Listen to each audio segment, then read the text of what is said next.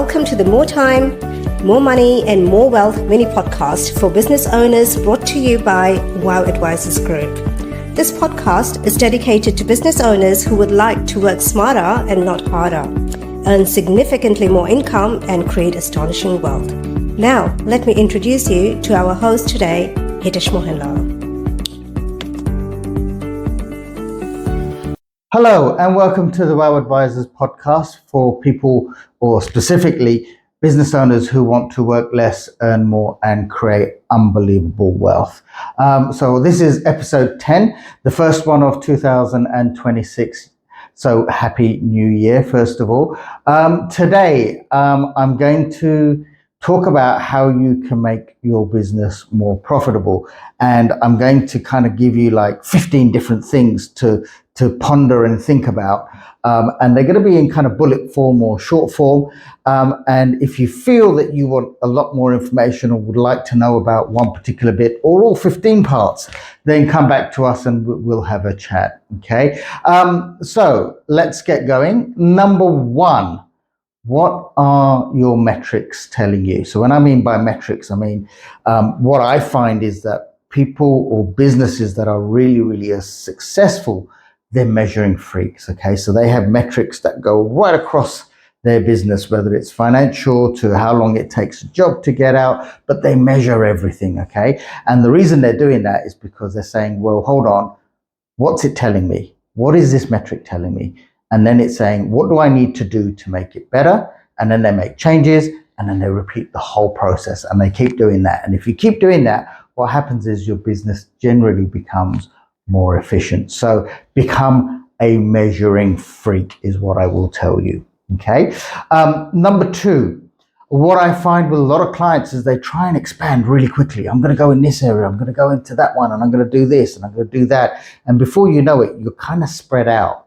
And what I say to a lot of my clients is, look, once you do something, get that bit right, get that bit stable. Once that's stable, you know you can rely on that, and then you can start expanding in somewhere else and then get that going.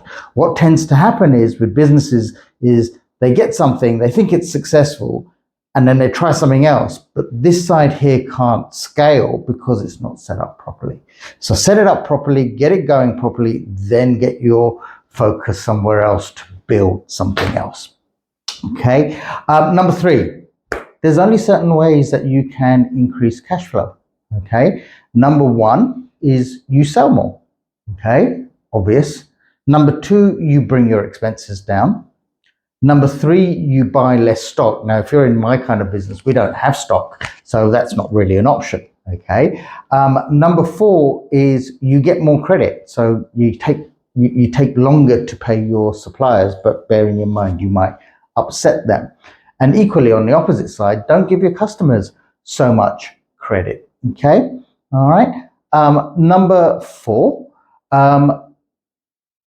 understand what your figures mean. Okay. If you are not feeling very well health-wise, what you normally do is you go to a doctor and the doctor will ask you a bunch of questions, and generally he'll say, let's go get a blood test.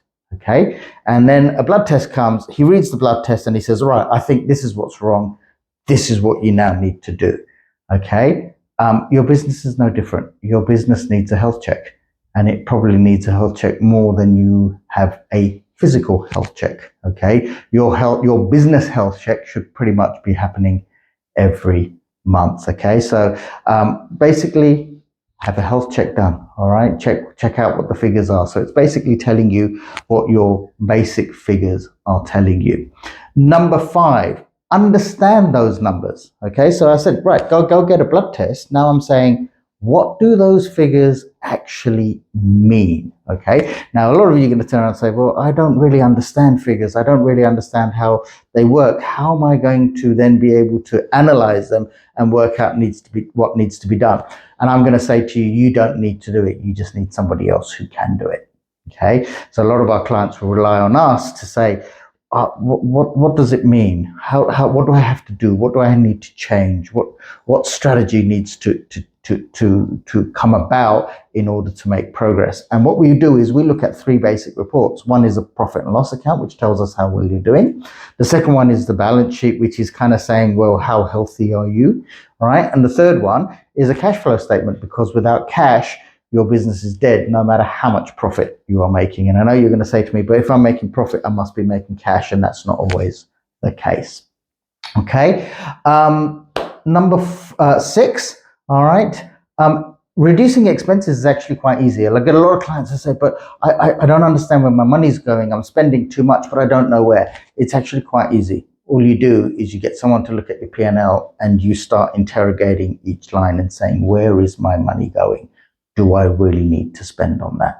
And what we find is when we start doing that analysis, you can probably pull out a few $1,000s very, very easily, sometimes into the tens of thousands of dollars, which you can just pull out and save money on. Okay.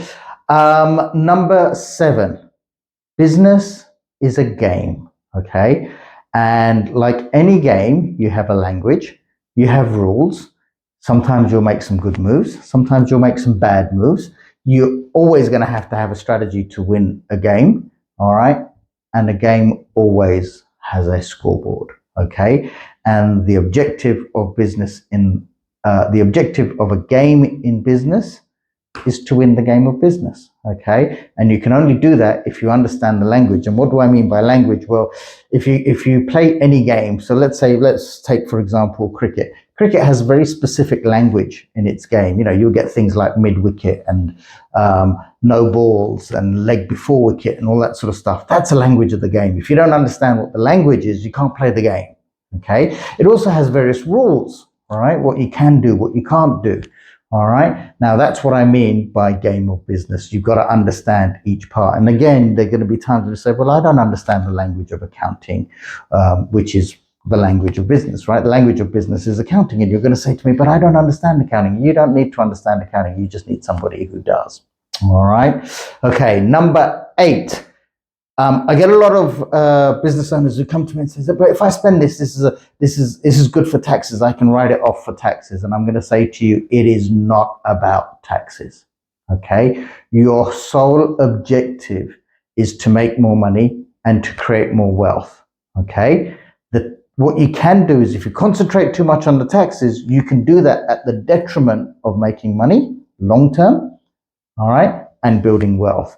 So your objective should always be, how do I make more money? How do I create more wealth? But I want to pay the least amount of tax when I get there. Okay. And that's the strategy you need to use, as opposed to, I want to pay less tax. All right. So that's that one. Number 9, I think we're at. Bookkeeping. People tend to ignore bookkeeping. People tend to do it themselves. People tend to do it last minute.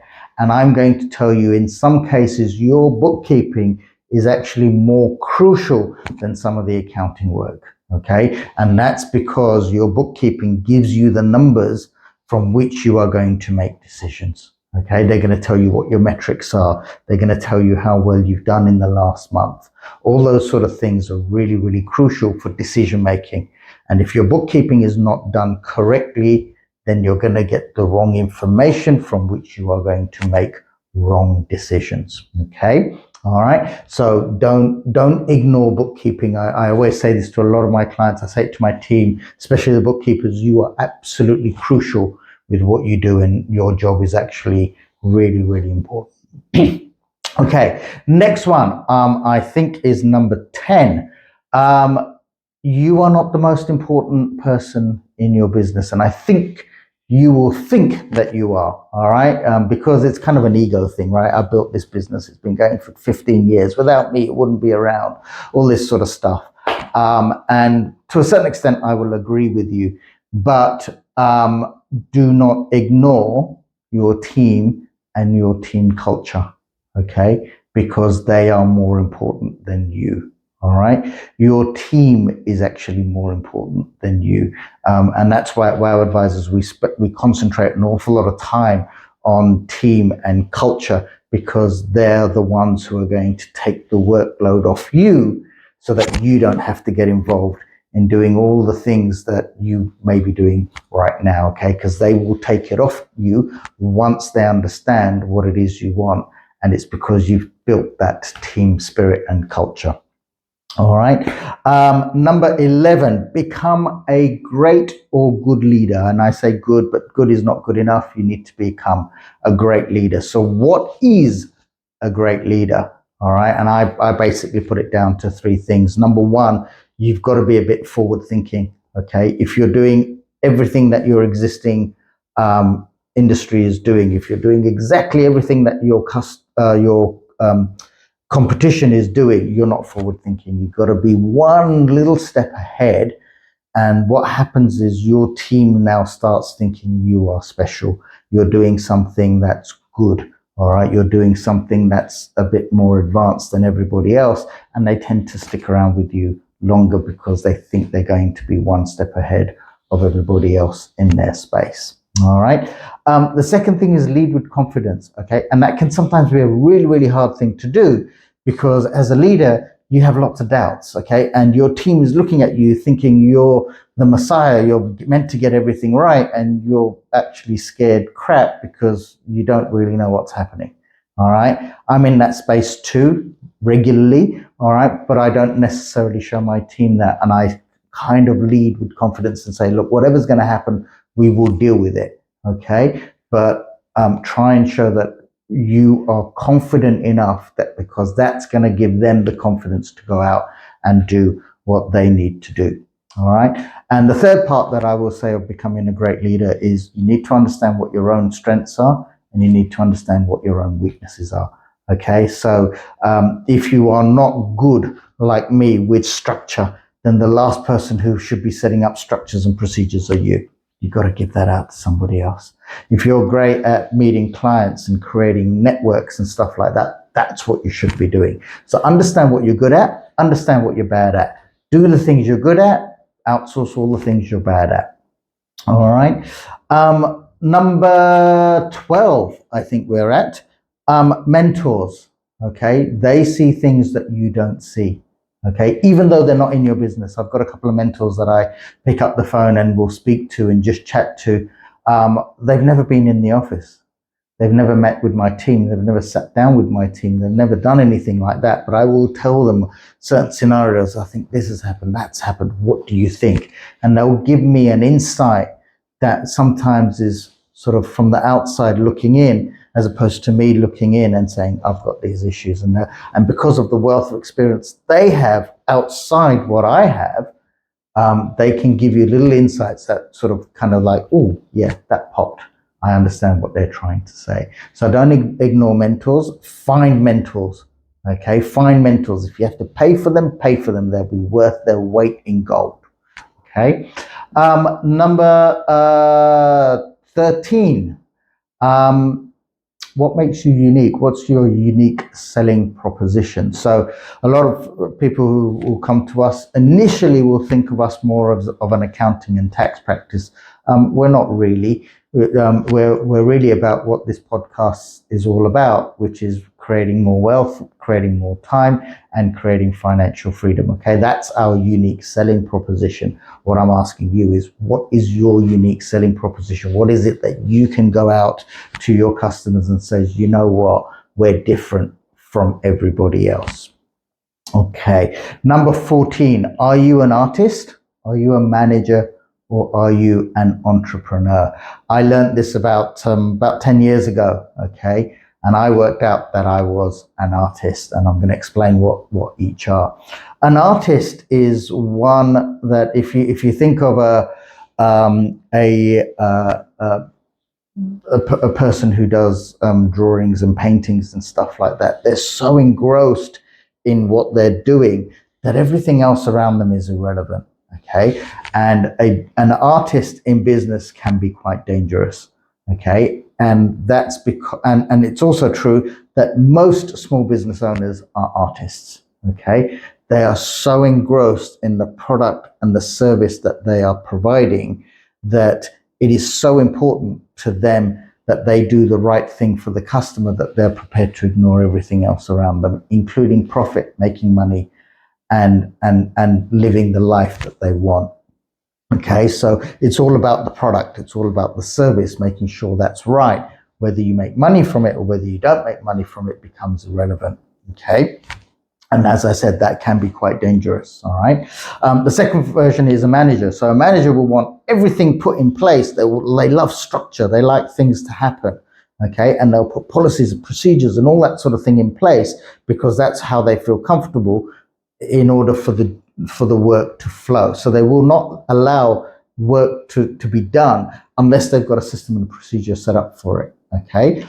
And what you'll find is if you're an artist like me, you need someone who's a manager beside you who can do all that bit on the side to make sure you're accountable. So in my case, I'm the artist and I have the likes of Mia, Roz, Sonia and May who kind of just make sure that I keep doing what I'm supposed to be doing. And they do the bit that they need to do, which is all that structure set up. Okay. And finally, an entrepreneur is someone who doesn't really care about the product, doesn't really care about systems, doesn't really care about service. All they are interested in is how much money have you made?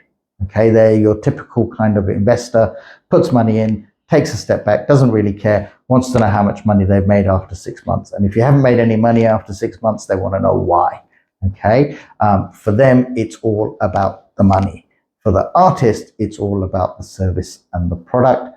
For the manager, it's all about the systems and the procedure. And really what you need is all three people in your business. Okay, and finally, number 15, and I'm going to say to you, this is probably one of the most important parts of any business. Okay, what is the purpose of your business? What is it? Why do you do what you do? Okay, it's not we build bathrooms, it's not we do landscaping, all right, it's not that we do gardening services. What is the purpose? Why do you do what you do? And once you understand that, your business will go to a completely different level, because once you understand what your purpose is, once you take that and give it to your team and say, hey, this is what we are about. This is our purpose, because if we do this, it's going to make this difference, that difference, whatever difference it is to the client and whoever you're working for, that's where the power is. All right. So there we are. That's the 15 sort of simple forms that I have put you down for making a business a successful business. You can take some of those and really concentrate on them. You can take all 15 of them and really concentrate on them. And you'll see a dramatic difference in how your business operates. I hope that was useful. Thank you. Have a great day.